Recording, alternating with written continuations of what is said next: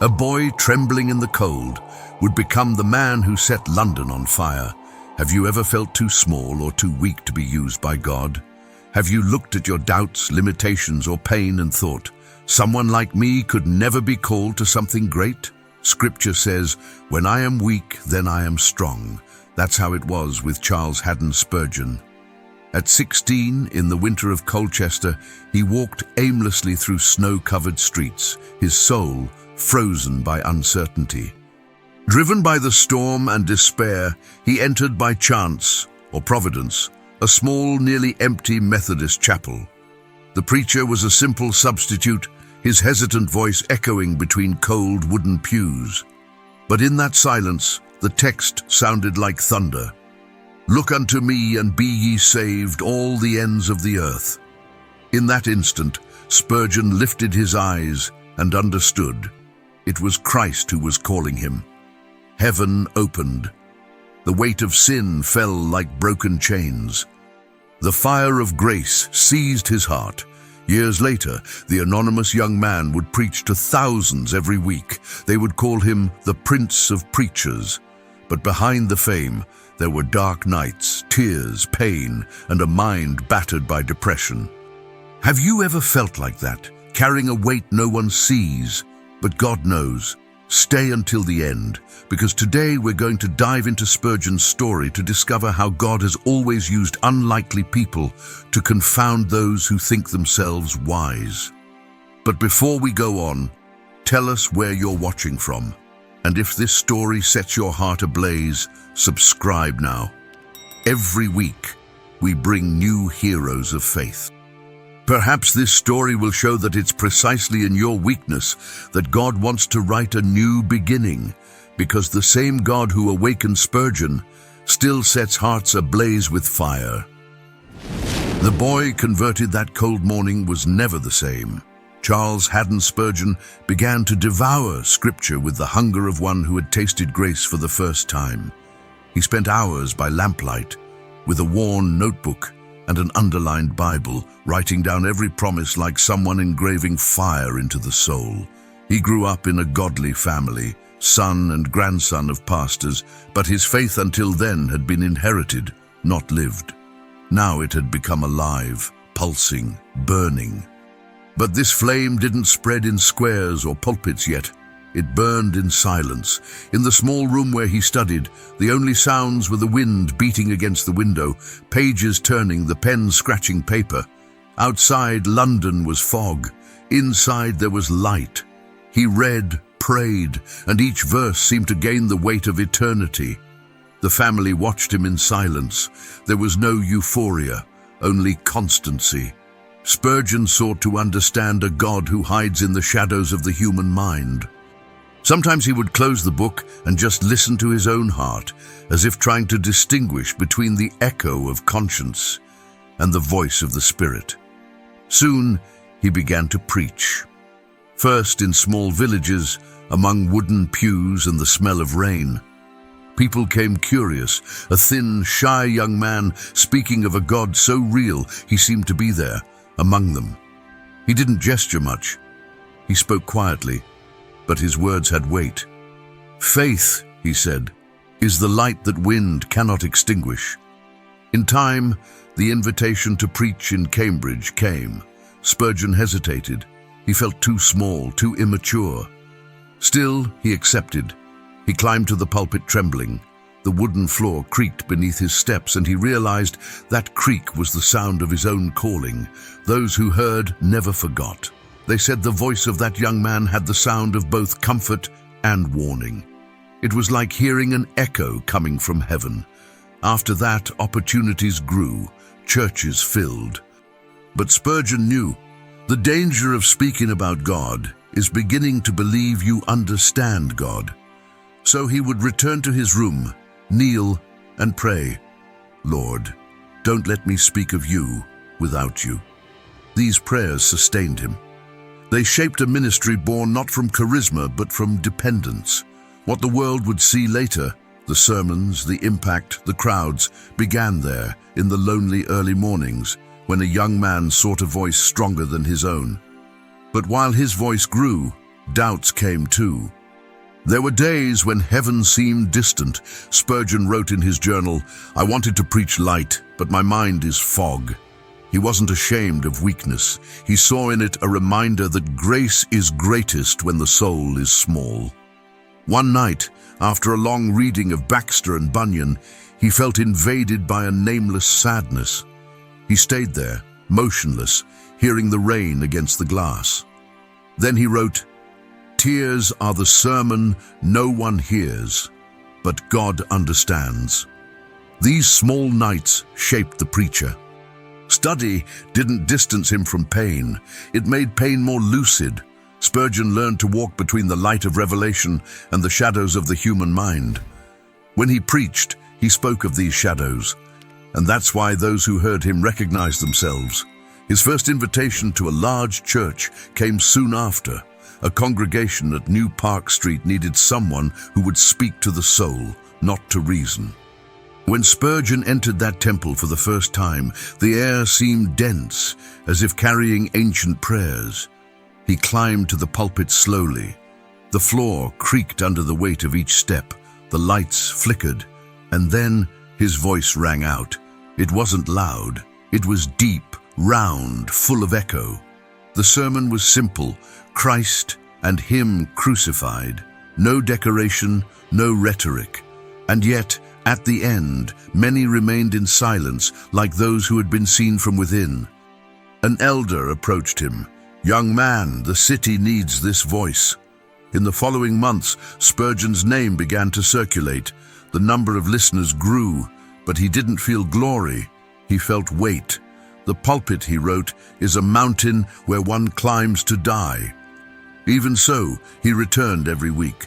Each sermon was prepared among open books, forgotten cups of tea, and the distant sound of carriages. Sometimes he would get up in the middle of the night to revise a phrase or to pray until dawn. At 18, he was already known, and still doubt returned like the tide. "Am I worthy?" he asked, "or just noise amid the fog?" In every silence, God answered, not with words, but with peace. It was a heavy peace like rain that falls unhurried, and that peace sustained him. The young preacher grew in voice, but especially in depth. He didn't seek crowds, he sought permanence. His messages didn't burn quickly, they remained. They were lights left on for those walking in darkness. Thus was born the ministry of Charles Spurgeon, between books and tears, between the echo of words and the sound of rain. A man called to speak and to listen. Heaven, silent, began to answer. The young London preacher soon became known.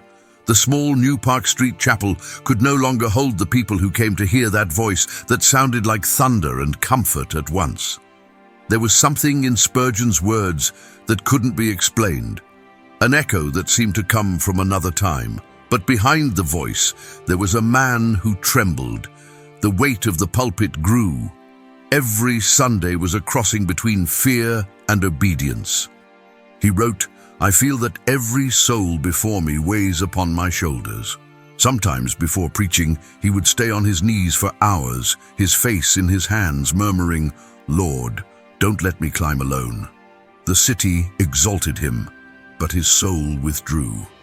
Fame arrived like noise, and he loved silence. When he left the meetings, he preferred to walk through empty streets, between the fog and the distant sound of carriages. "I prefer the quietness of grace to the noise of applause," he said. But grace sometimes also falls silent, and God's silence weighs. It was in October 1856 that the weight became unbearable. The service at Surrey Gardens Music Hall gathered more than 10,000 people. It was the peak of a ministry raised upon the word. But a shout echoed through the crowd. "Fire!" In seconds, panic took over. People running, screams, bodies falling. 7 died, dozens were injured. Spurgeon would never be the same. For months, the image haunted him. He dreamed of the sound of footsteps, the screams, the falls. The pulpit, which had been refuge, became a courtroom. He wrote, "My words come back to me like specters. I fear the sound of my own voice. Doctors called it melancholy. Today we would call it depression, but Spurgeon knew another name, Elijah's shadow. It was the same dark cloud that had hung over weary prophets, and like them, he continued. When he returned to the pulpit, his voice was slower, deeper, more human. "There is pain in truth, but it is a holy pain," he said. The entire temple wept. That night marked the beginning of a new Spurgeon, more broken, more dependent. With every sermon he seemed to carry not just the Bible, but the world. The wood of the pulpit creaked under the invisible weight of every surrendered soul. Still, the crowds returned. He preached to 6,000 every week, without microphone, without spectacle. The voice resonated like a distant sea. "Words are small waves," he said, "but God makes them into tides." The newspapers criticized him. They called him populist, exaggerated. Some theologians despised him. Others mocked his simplicity. Spurgeon didn't respond. He only prayed.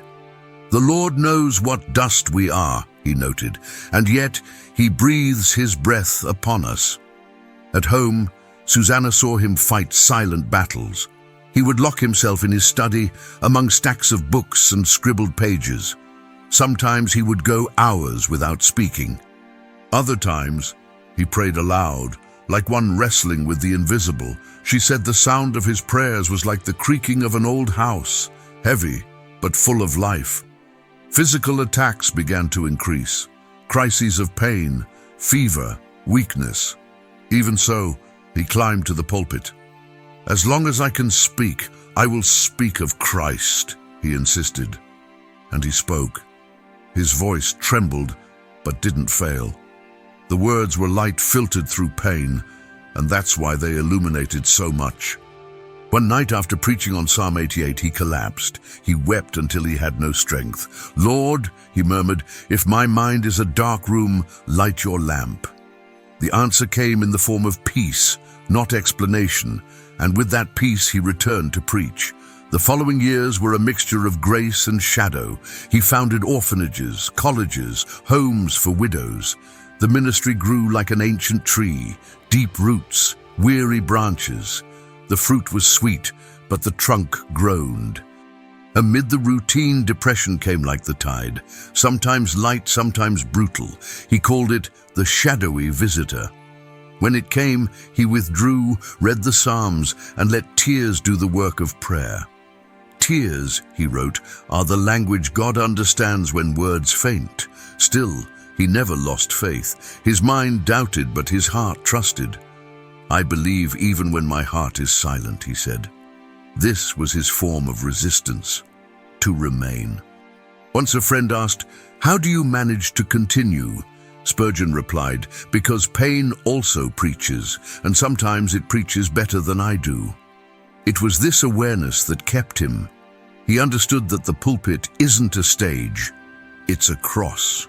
That the glory of the word isn't in the brightness, but in the weight. And that every faithful sermon is a fragment of Calvary repeated.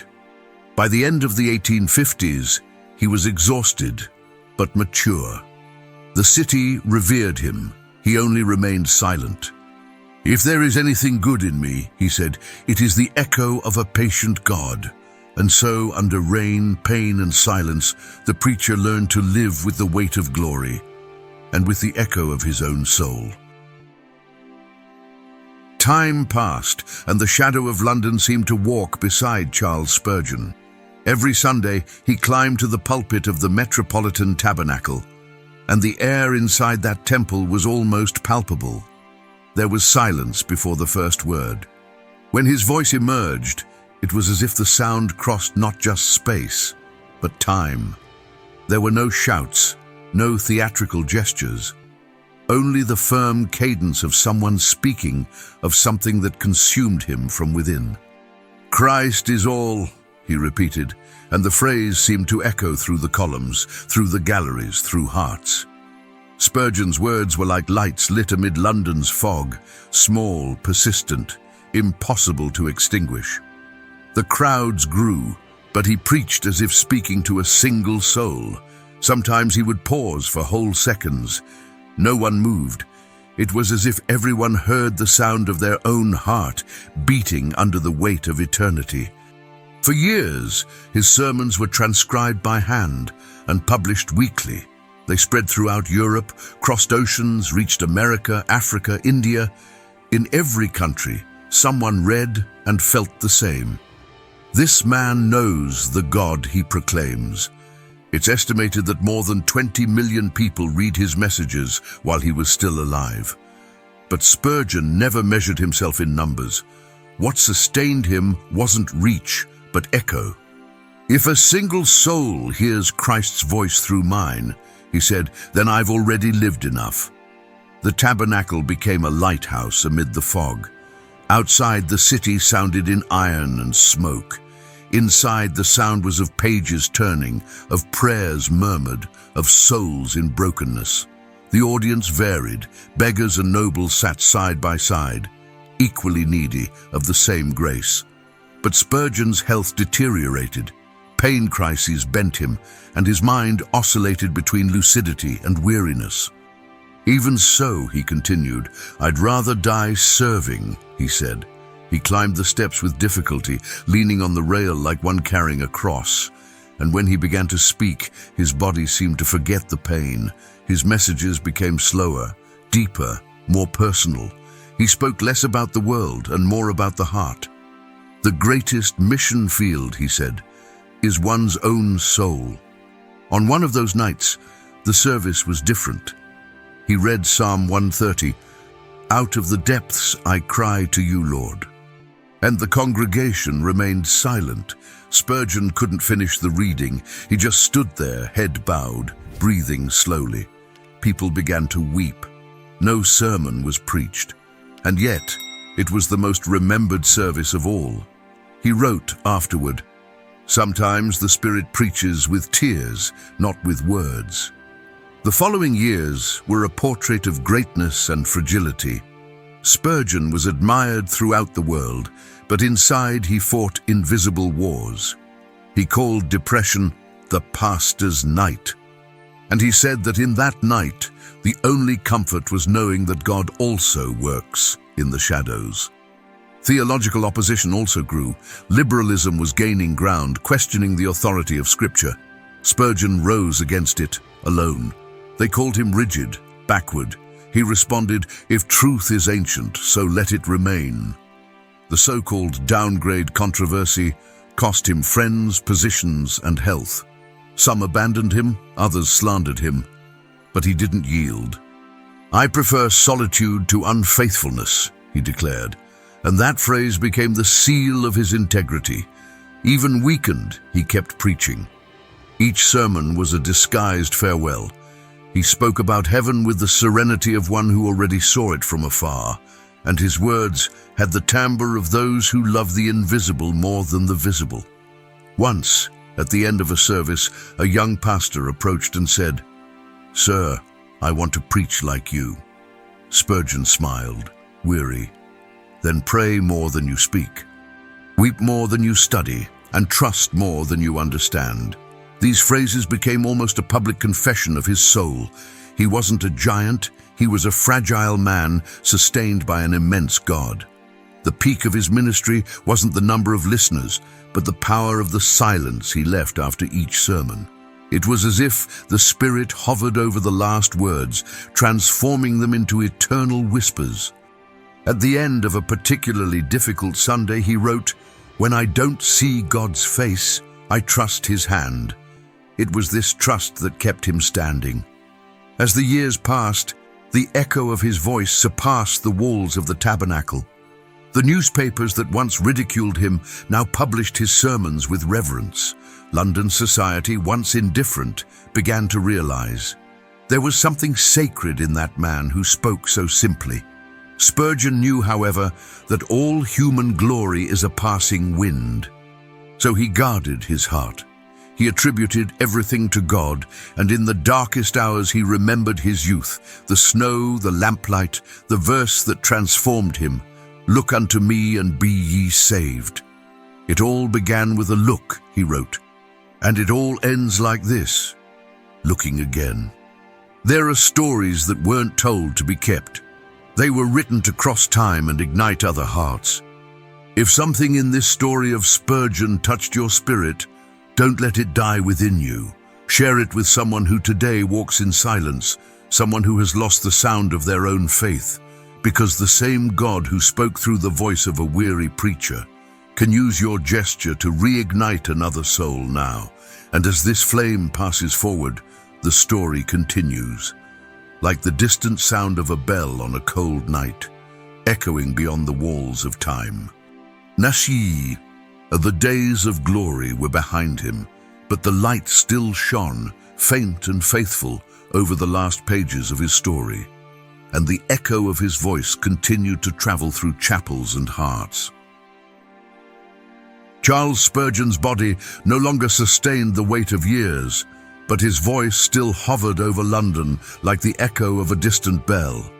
Gout crises confined him, his mind oscillated between clarity and shadow, and his soul seemed to live in an interval between two worlds. It was then that, obeying medical advice, he departed for Menton in the south of France. There, between the sound of the sea and the murmur of the wind, the preacher who had moved multitudes learned to live with silence. "In the mornings," he wrote by the window, words came slowly, as if each phrase needed to cross a fog before being born. He didn't complain, he only sighed and said, "Pain is how God reminds the servant that heaven isn't here." Even from afar, he continued caring for others. He answered letters from pastors, reviewed sermons, and prayed for his church in London. Susanna watched him and said there was peace in him, a peace that didn't come from healing, but from surrender. On January 31st, 1892, as the afternoon light faded in the mountains, Charles Spurgeon fell asleep to this world. No grand sound marked that moment. Only Susanna, holding his hand, murmured promises that were now fulfilled. When the body arrived in London, the city stopped. 100,000 people followed the procession. The streets were covered in fog, and the sound of wheels on cobblestones rang like a hymn. At the tabernacle, the pulpit stood empty, but the air still seemed to vibrate with his voice. Days later, someone entered the temple alone and wrote in the guest book, "He died, but the echo remains." The echo, that was Spurgeon's heritage. Not visible glory, but the invisible reverberation of a life spent for love. The tabernacle remained full, the pastor's college continued training servants, and his sermons spread throughout the world. More than 1 billion people have already read his words. But the true impact isn't in the numbers. It's in the way each phrase still seems to light a small flame amid the fog. Decades passed, and his voice continues alive in books, in quotes, in the prayers of those who learned from him that faith isn't the sound of thunder. It's the whisper that persists when thunder falls silent. Spurgeon taught a generation to preach, but he taught something greater, to bear the weight of faith when the pulpit becomes a cross. His life was a portrait of fragility, inhabited by glory, the reminder that God manifests both in the storm and in the silence. Many seek the secret of his strength. Some say it was his intelligence, others his voice. But those who knew him knew the secret was in prayer. He didn't speak with God, he waited until God spoke. There's something in this kind of faith that doesn't die. It's what keeps the heart lifted when everything seems to fade. And it's what Spurgeon, even in his absence, still invites us to live. Perhaps the world needs voices like this again, firm yet broken, theological yet tender, human enough to weep, and heavenly enough to remain. And perhaps that's the call left in his echo, to return to the secret place, not to wait for applause nor for great signs, just to return to kneeling before God in the same posture where everything began. The next great revival won't be born from microphones, but from silent rooms, from men and women who, like Spurgeon, keep believing that God speaks, even when the world only hears the wind, From a young man who sought warmth amid the snow to a man whose voice became a lighthouse for generations, this is the story of Charles Haddon Spurgeon. Subscribe now. Every week we bring new heroes of faith, lives that burn in silence but illuminate nations. And in the comments, tell us, do you still hear God's voice in the shadows? Because the same God who sustained Spurgeon still speaks in the echo of the heart that surrenders. And when this video ends, don't rush to open another nor seek another voice. Before hearing any human word, hear God's. Enter your room, close the door, and speak with him, simple, sincere, like a child returning home. Wait until your heart grows quiet and the presence is revealed. And afterward, if you want to continue the journey, watch the other heroes of faith here on the channel. May each story take you back to the same place, to the personal encounter with the God who still speaks in silence.